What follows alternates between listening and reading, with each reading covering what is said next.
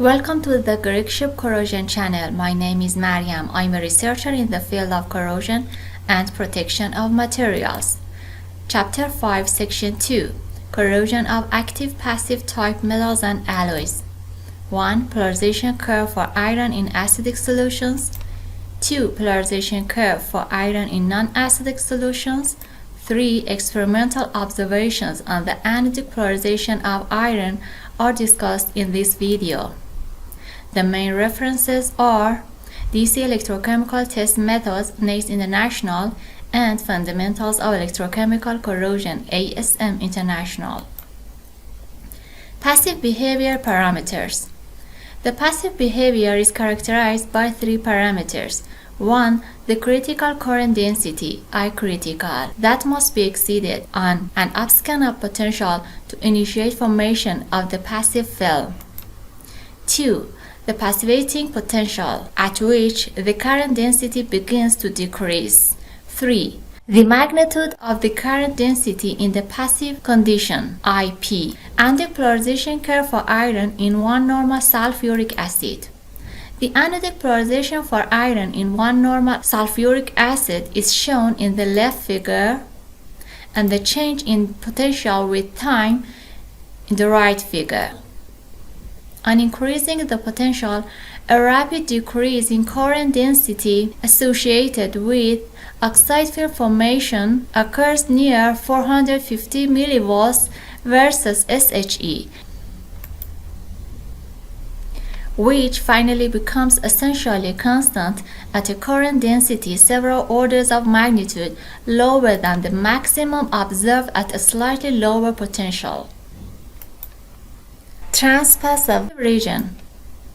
Again, at higher potentials, oxygen evolution and conversion of the oxide to soluble hexavalent iron ions, ferrate 6, result in an increase in current density. The structure of ferrate 6 is referred to as FeO4 2-. Here is the oxygen evolution reaction, oxidation of water that produces oxygen plus H plus electron. The standard potential of this half cell equals positive 1229 mV versus standard hydrogen electrode.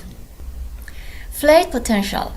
The decay curve for iron includes a plateau called the Flade potential, at which the free electron potential remains essentially constant for a period of time, associated with oxide film dissolution. Here is Flade potential. The Flade potential could be referred to the passivation behavior. This is at approximately the same potential that had resulted in a decreasing current density, oxide film formation. As the potential was initially increased, the potential finally decreases to the initial corrosion potential. Significance of polarization curves. The experimental determination of the characteristics of the film is difficult because the film forms on the metal when in contact with a solution, and changes may occur on removal for examination by chemical, optical, X-ray, or electron microscopy techniques. When these surface layers have been examined either directly or after detachment from the underlying metals, some type of oxide structure is usually deduced. Additional information on the structures must be referred from characteristics of the polarization curves, the potential decay curves, and other electrochemical measurements. A major controversy among investigators concerns whether the initial state of passivation is only a chemisoped monolayer of oxygen ions or is actually an oxide layer. Passivity can be produced when electrochemical measurements indicate a surface layer of one or at most a few atom layers thick, although continued passivation may result in layers tens to hundreds of nanometers thick. Anodic polarization curve for iron in buffered non-acidic solutions with ferrous activity equals 10 to the negative power of 6. A series of Electrochemical reactions occur as the polarization potential increases. A in this region, B at this point, C at this region, D at this region, and E at this region. Active region, passive region, transpassive region.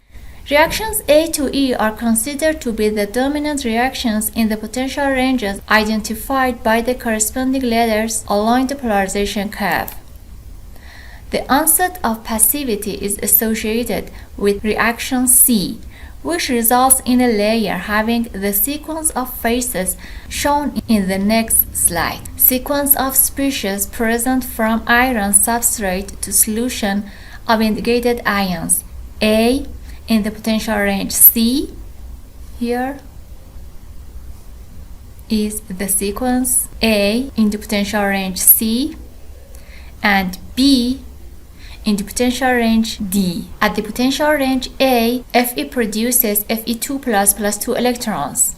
At point B, 3Fe plus 4H2O yields Fe3O4 plus 8H plus 8 electrons. At the potential range C, 2Fe3O4 plus H2O yields 3Fe2O3 plus 2H plus 2 electrons, or 2Fe2 plus 3H2O yields Fe2O3 plus 6H plus 2 electrons. In the potential range D, 2 minus X Fe2O3 plus 3 times X moles of H2O yields 2FeX6 plus Fe2 minus 2 times X3 plus vacant lattice site XO3 plus 6 times XH plus 6 times X electrons.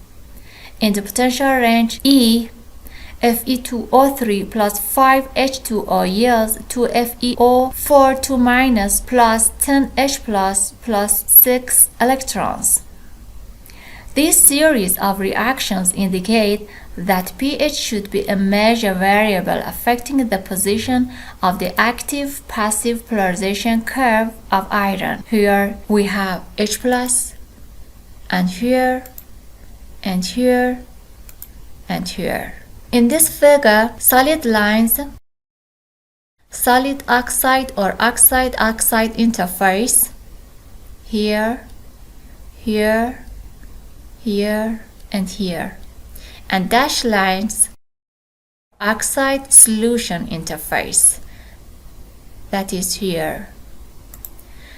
Since the Fe2O3 is in contact with the solution, the surface behaves as an Fe2O3 electrode with the underlying Fe3O4 and Fe functioning as electrical conductors to the interface. Reaction D occurs as the potential is increased progressively above passivation potential and involves formation of a defect oxide here. One containing vacant lattice sites. At the other surface of the Fe2O3 layers as shown in figure B. Thank you for your time. Challenge number 19. If you like to challenge yourself, please answer these questions in the comments below. 1. How is the potential time curve experimentally recorded to obtain the Flade potential? 2. What's the approximate value of the exchange current density of iron in this figure? 3. Was the increase in current densities above 1215 mV versus SHE associated with?